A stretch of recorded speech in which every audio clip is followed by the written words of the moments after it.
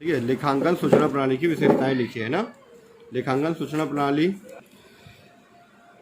ठीक है, accounting information system क्या है, जितना भी अकाउंट का रिपोर्ट तैयार होता है ना, ठीक है, उससे है लेखांकन सूचना प्रणाली। ठीक है, सबसे पहले इसकी विशेषताएं में पहला पॉइंट है विश्वसनीयता।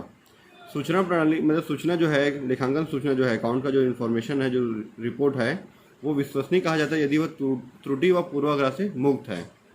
ठीक है, मतलब जो बताता है कि ये प्रतिनिधित्व करना चाहता है, ये प्रतिनिधित्व करना चाहता है कि वो ईमानदारी से बनाया गया, इसमें कोई भी फॉल्ट नहीं है, कोई भी उसमें त्रुटि या पूर्वाग्रह उसमें नहीं है। ठीक है, ये पहला पॉइंट है विश्वसनीयता।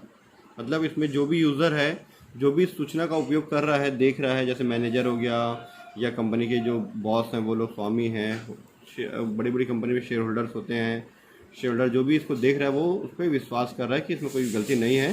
ठीक है, पॉइंट नंबर 1। पॉइंट नंबर 2 देखते हैं।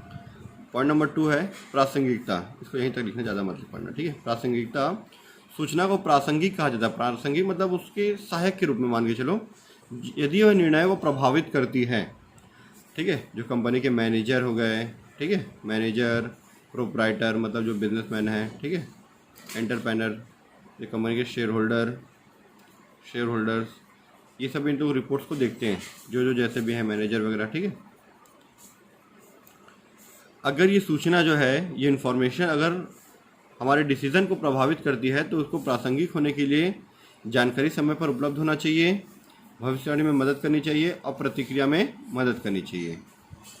ठीक है, सूचना को प्रासंगिक कहा जाता है यदि निर्णय को प्रभावित करती है, ठीक है, निर्णय को प्रभावित करती है। साथ में प्रासंगिक होने के लिए, सहायक होने के लिए जानकारी समय पर होना चाहिए, जो भी हमको जानकारी चाहिए वो समय पर उपलब्ध होना चाहिए। फिर हम लोग जो डिसीजन करते हैं, डिसीजन लेते हैं फ्यूचर के लिए, जब प्लानिंग करते हैं फ्यूचर में हमको क्या क्या करना है, उसमें हमको मदद करनी चाहिए। मतलब अब आप रिपोर्ट को देख के फ्यूचर, आप अपने रिपोर्ट के जो रिपोर्ट देख के जो भी है खर्चे, एक्सपेंडिचर, इनकम हिसाब से चीज़ है, प्रॉफिट वगैरह को, ये प्रॉफिट या लॉस सारा चीज़ को ध्यान में रख के हम लोग फ्यूचर के लिए प्लानिंग करते हैं। भविष्यवाणी में मदद है ना, मदद करती है फिर हमको वो। और उसके बाद जो भी है प्रतिक्रिया में मदद करना। प्रतिक्रिया मतलब उसका रिस्पॉन्स देते हैं ना, उसको, उस सूचना को पढ़ के हम लोग रिस्पॉन्स देने में हमको मदद करनी चाहिए। ठीक है, प्रतिक्रिया देने में। तीसरा पॉइंट है समझने की क्षमता। लेखांकन की जानकारी मतलब जो सूचना है, ठीक है, तो जो उपयोग करता है उसके पास इसको समझने के लिए आर्थिक महत्व की गुणवत्ता होनी चाहिए। आर्थिक महत्व की गुणवत्ता मतलब उसको अकाउंट्स की या फिर जो भी इसके पास छोटी मोटी जो है अकाउंट्स की उसको नॉलेज होनी चाहिए। ठीक है, अगर उसको अकाउंट्स की छोटी मोटी नॉलेज नहीं रहेगी तो उसको रिपोर्ट हम लोग सिंपल भाषा में बना के देंगे और उसको समझाएंगे कि ये चीज़ ऐसा ऐसा है।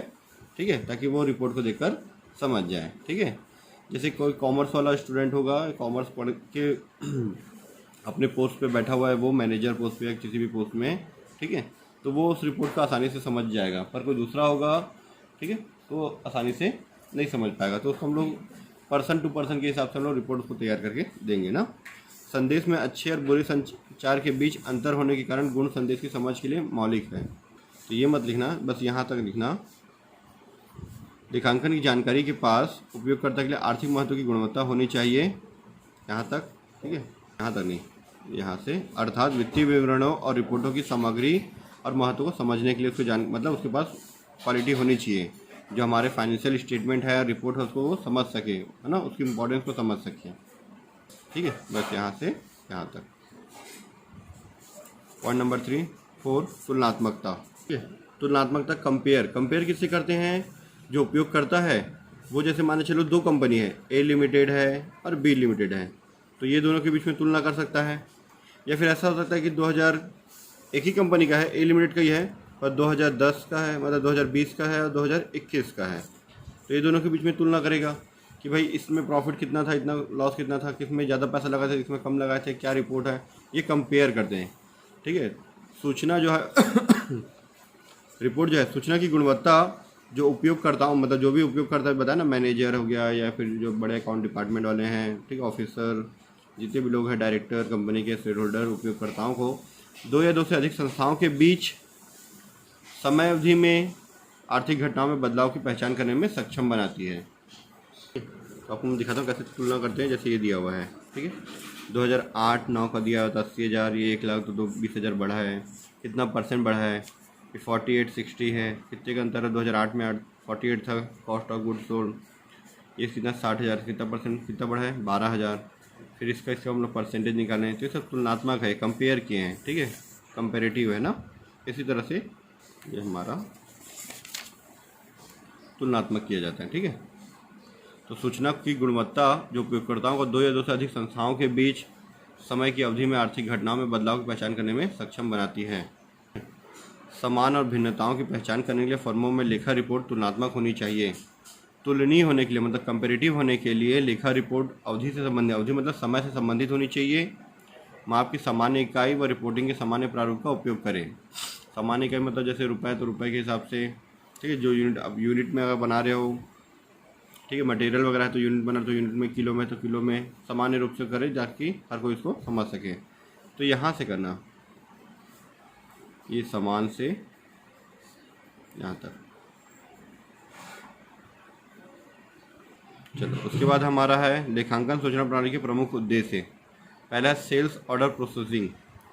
क्यों बनाते लेखांकन सूचना प्रणाली, ठीक है।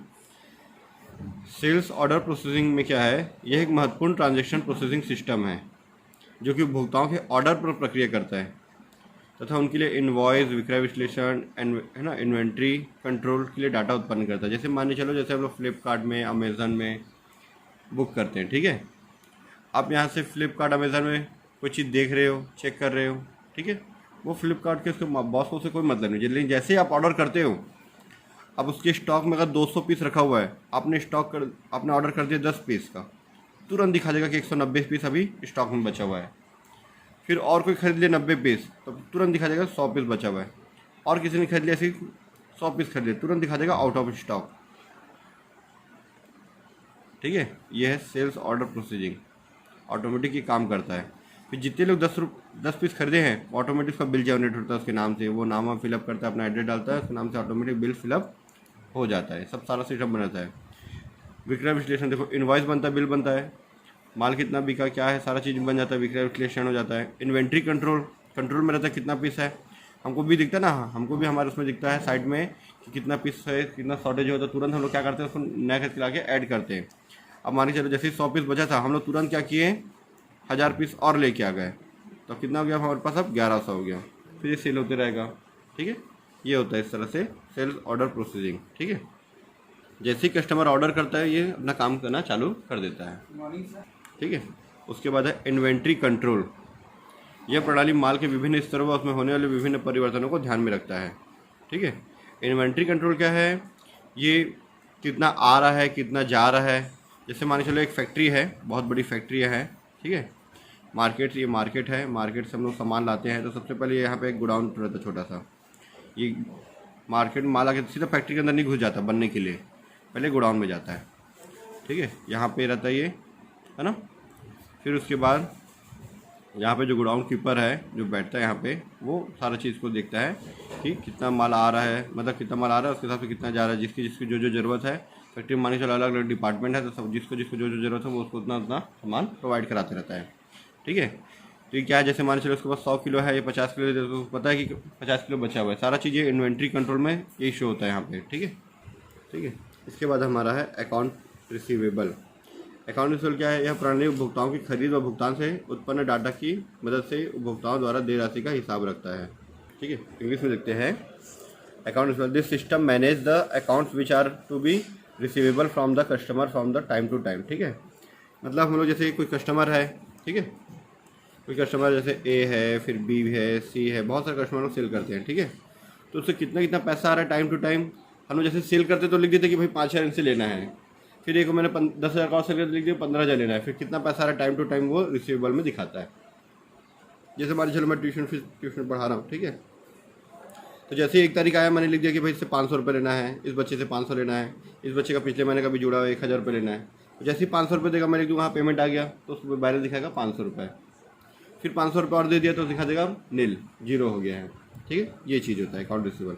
पेबल जस्ट उसी का अपोजिट, ठीक है। जैसे ए बी सी जितने लोग खरीद रहे हैं उधारी में, जब ये लोग पेमेंट करेंगे तो लोग अपने में रखेंगे कि भाई हाँ हम लोग, ठीक है। पेबल वाला क्या करेगा कि भाई मैं मार्केट से कितना कितना खरीद के लाया, अब मुझे पेमेंट करना है सभी कस्टमर को, ये पेबल का हिसाब रखता है, ठीक है। फिर पेरोल जो है हम लोग मजदूर लोग के लिए उपयोग करते हैं। मजदूर में काम, मतलब फैक्ट्री वगैरह में काम करने के लिए या सैलरी वाले देने के लिए, मतलब स्टाफ के लिए यूज़ करते हैं पेरोल। ये जो सॉफ्टवेयर है पेरोल, यह पेरोल प्रणाली कर्मचारी समय डाटा रिकॉर्ड दर्ज करता है। ठीक है, ठीक है।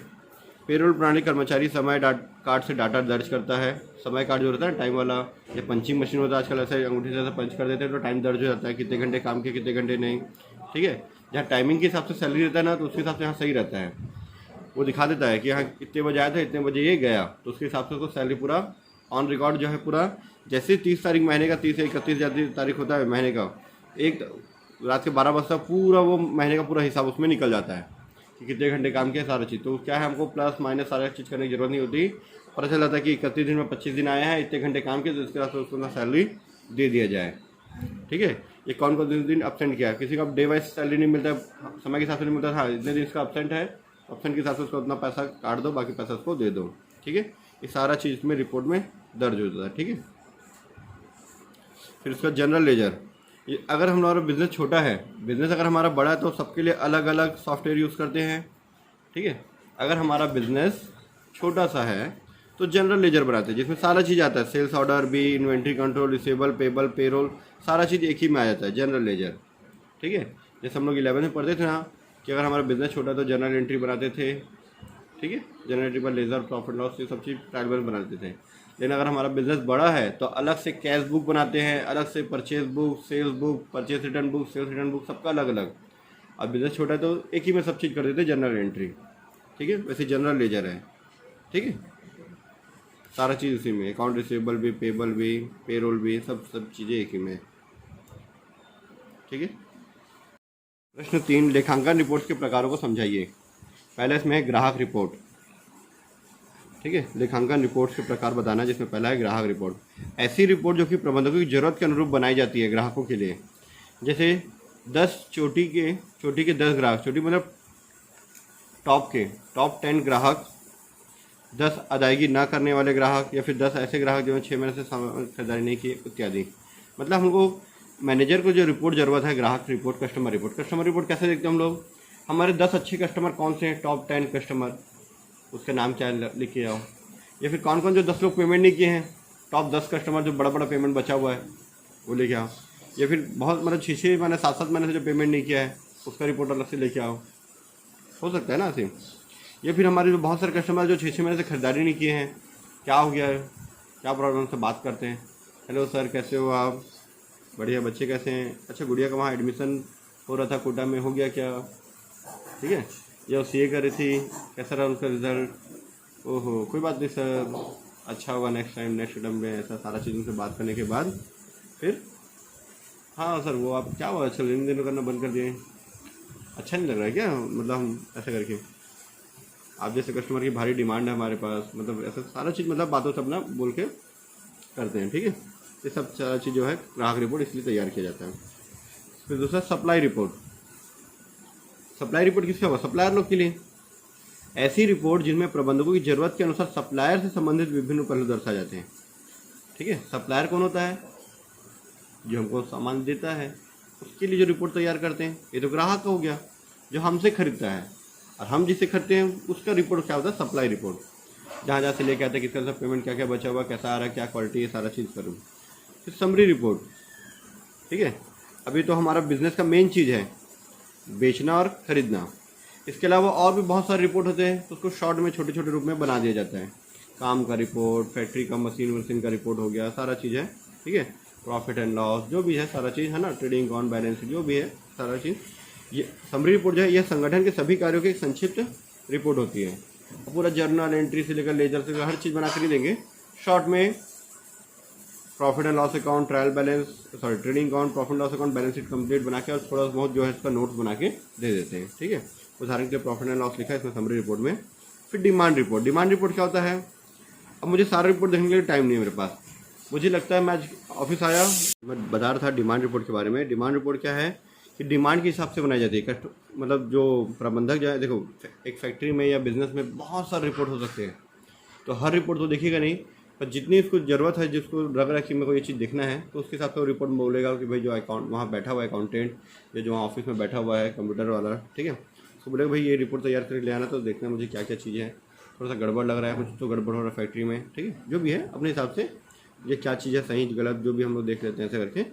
डिमांड रिपोर्ट को हम लोग हिंदी में मांग रिपोर्ट भी बोलते हैं, केवल प्रबंधकों की मांग पर ही बनाई जाती है। उदाहरण के लिए इन्वेंट्री वैल्यूएशन रिपोर्ट, ये बड़े बड़े अधिकारी के मांग पर बनाई जाती है, ठीक है। कोई भी आके मांगे तो नहीं देगा वो, उसके पास उतना टाइम नहीं है, पर बड़ा बॉस मांग रहा है या मैनेजर मांग रहा है या कोई बड़ा अधिकारी मांग रहा था, उसके हिसाब से बना के दे देगा। फिर उसके बाद हमारा एक्सपेक्टेशन रिपोर्ट, यह केवल कुछ विशेष परिस्थितियों के लिए बनाई जाती है, स्पेशल पर्पस के लिए।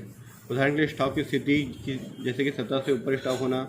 जैसे स्टॉक हमारे पास ज़रूरत से ज़्यादा हो गया है, उसकी ज़रूरत इतनी नहीं थी, गोडाउन में मेंटेन करना प्रॉब्लम हो रहा है, तब ये स्टॉक ज़रूरत से कम हो गया है, बहुत जल्दी मंगाना पड़ेगा, हमारे पास सामान आ नहीं रहा है जिसकी वजह से स्टॉक हमारा शॉर्टेज हो गया है, तो कहीं ना कहीं से मंगाना पड़ेगा। आप कहीं दूर से मंगाते हो और आपके पास अभी टाइम आने में 4-5 दिन लगता है, 2 दिन में हमारा सामान खत्म हो जाएगा, तो क्या करो हम लोग आसपास से कहीं से भी मंगा लो, भले महंगा पड़ रहा है कोई बात नहीं, मंगा लो। ये डिसीजन कब लेंगे, मंगाना है कि नहीं मंगाना, महंगे में भी, जब हमको पता चलेगा कि माल शॉर्टेज हो रहा है कि क्या हो रहा है। ये बोलते हैं एक्सपेक्टेशन रिपोर्ट, मतलब जब ये उम्मीद से, जैसे स्टॉक है तो हमारा उम्मीद से कम हो जाए या ज़्यादा हो जाए, ऐसी कि स्टॉक लेने और दूसरी चीज़ के लिए भी हो सकता है, ठीक है। फिर रिस्पॉन्सिबिलिटी रिपोर्ट, रिस्पॉन्सिबिलिटी क्या है, जैसे मैंने अलग अलग डिपार्टमेंट बना दिया है, ठीक है। फैक्ट्री में अलग अलग डिपार्टमेंट है, परचेज के लिए अलग, सेल्स के लिए अलग, प्रोडक्शन के लिए अलग, मार्केटिंग के लिए अलग, सब अलग अलग डिपार्टमेंट बना हुआ है, ठीक है। तो सब डिपार्टमेंट अपना अपना रिपोर्ट बना के देंगे, इसको बोलते हैं रिस्पॉन्सिबिलिटी रिपोर्ट। परचेज वाला अपना रिपोर्ट बना के देगा, उसकी रिस्पॉन्सिबिलिटी है सारा चीज़ संभालने का उसका ना। सेल्स वाला अपना बना के देगा, मार्केटिंग वाला अपना देगा, प्रोडक्शन वाला अपना तरीके से देगा, ऑफिशियल वाला तो वो अलग से देगा, जो भी है अपना अपना रिपोर्ट के हिसाब से, ठीक है। रिस्पॉन्सिबिलिटी रिपोर्ट जो है विभिन्न जिम्मेदार प्रबंधकों द्वारा बनाई जाती है, जैसे कि क्रय अधिकारी द्वारा क्रय के विभिन्न पहलुओं को दर्शाते हुए क्रय रिपोर्ट बनाना, वैसे ही विक्रय अधिकारी द्वारा विक्रय के विभिन्न पहलुओं को दर्शाते हुए विक्रय रिपोर्ट बनाना, उत्पादन अधिकारी द्वारा उत्पादन की विभिन्न पहलुओं को दर्शाते हुए उत्पादन रिपोर्ट बनाना, ऐसे ही लिख सकते हो, ठीक है।